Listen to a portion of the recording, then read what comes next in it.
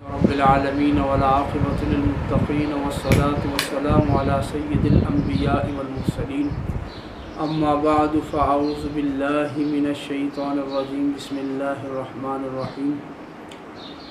آج کا لب کشائی کا ہمارا موضوع ہے فضائل حج۔ حج کے کیا فضائل ہیں؟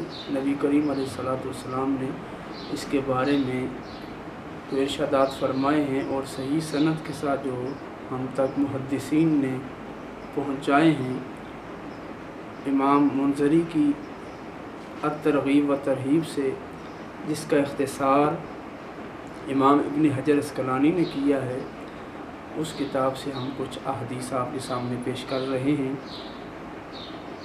عن ابی ہریرہ رضی اللہ عنہ قال سئل رسول اللہ صلی اللہ علیہ وسلم ای العمل افضل۔ حضرت ابو ہریرہ فرماتے ہیں کہ حضور علیہ الصلوۃ والسلام سے سوال کیا گیا کہ کون سا عمل افضل ہے؟ قال، تو حضور نے فرمایا ایمان باللہ ورسولہ، سب سے افضل عمل اللہ اور اس کے رسول پر ایمان ہے۔ قال ثم ماذا، پھر پوچھنے والے نے پوچھا یا رسول اللہ ایمان باللہ اور ایمان بالرسول کے بعد کون سا عمل افضل ہے؟ حضور نے فرمایا الجہاد فی سبیل اللہ، اللہ کی راہ میں اپنی زندگی جہاد اور قتال میں گزار دینا، یہ افضل عمل ہے۔ قال ثم ماذا، پھر پوچھنے والے نے پوچھا یا رسول اللہ ایمان باللہ و بالرسول کے بعد جہاد افضل ہے، تو جہاد کے بعد کون سا عمل افضل ہے؟ حضور نے فرمایا حج مبرور، حج مبرور جہاد کے بعد سب سے افضل عمل ہے۔ امام ابن حبان فرماتے ہیں، آپ نے جو روایت اپنی سند کے ساتھ صحیح ابن حبان میں ذکر کی ہے، اس کے الفاظ یہ ہیں افضل الاعمال عند اللہ ایمان لا شک فیہ، وہ ایمان افضل ہے اللہ کے نزدیک کہ جس مومن کو اپنے ایمان میں کوئی تردد، کوئی شک شبہ نہ ہو۔ وغزو لا غلول فیہ، اور ایسا غزوہ، ایسی جنگ، ایسے جہاد میں شرکت کہ جس جنگ میں اس نے کوئی خیانت نہ کی۔ وحج مبرور، اور حج مبرور یہ افضل عمل ہے۔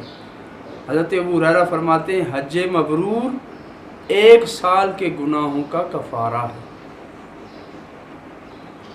حضرت ابو ہریرہ سے ہی روایت ہے، فرماتے میں نے حضور علیہ الصلوۃ والسلام سے سنا من حج فلم یرفث ولم یفسق، جس نے حج کیا اور کوئی فحش بات نہ کی، ولم یفسق اور نہ ہی کوئی گناہ کیا، یعنی حج کیا، نہ زبان سے کوئی بری بات کی اور نہ ہی کردار کے ذریعے کوئی گناہ کیا، راجع من ذنوبہ کیوم ولدتہ امہ، اس طرح اپنے گناہوں سے پاک ہو جائے گا جیسے پیدائش کے دن اس کی ماں نے اسے گناہوں سے پاک پیدا کیا تھا، ویسے ہی وہ حج مبرور کرنے کے بعد گناہوں سے پاک ہو جائے گا۔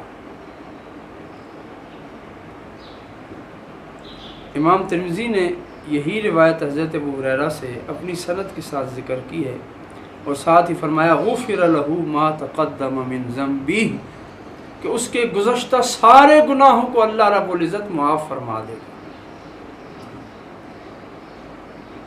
حضرت ابو ہریرہ سے روایت ہے کہ حضور نے فرمایا العمرۃ الی العمرۃ کفارۃ لما بینہما، ایک عمرہ دوسرے عمرہ تک کے سارے گناہوں کا کفارہ ہے۔ والحج المبرور، اور حج مبرور لیس لہ جزاء الا الجنہ، اس کی جزا جنت کے سوا ہے ہی کوئی نہیں۔ حضرت عمر بن العاص فرماتے ہیں کہ حضور علیہ الصلوۃ والسلام نے فرمایا اما علمت ان الاسلام یہدم ما کان قبلہ، اے عمر کیا تو نہیں جانتا کہ اسلام جو قبول کرتا ہے تو اسلام گزشتہ گناہوں کو معاف کر دیتا ہے، مٹا دیتا ہے۔ وَإِنَّ الْحِجْرَةَ تَهْدِمُ مَا كَانَ قَبْلَهَا، اسی طرح ہجرت بھی گزشتہ گناہوں کو مٹا دیتی ہے۔ وَأَنَّ الْحَجَّ يَهْدِمُ مَا كَانَ قَبْلَهُ، اور اسی طرح حج گزشتہ سارے گناہوں کو مٹا دیتا ہے۔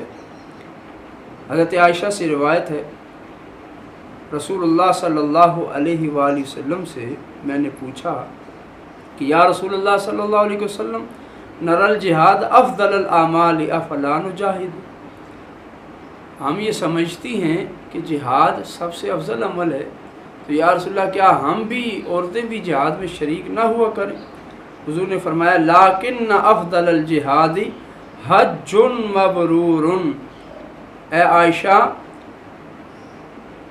افضل جہاد، جہاد کی قسموں میں جو سب سے افضل جہاد ہے وہ جہاد حج مبرور ہے، یعنی حج مبرور کرنا جہاد کی قسموں میں سے جہاد ہے، اور یہ افضل ترین جہاد ہے۔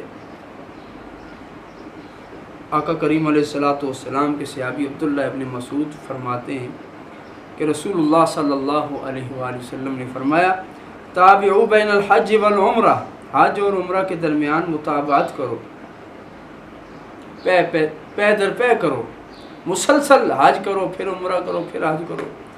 فإنهما ينفيان الفقر والذنوب، حج اور عمرہ گناہوں کو اور فقر کو، تنگ دستی کو مٹا دیتے ہیں۔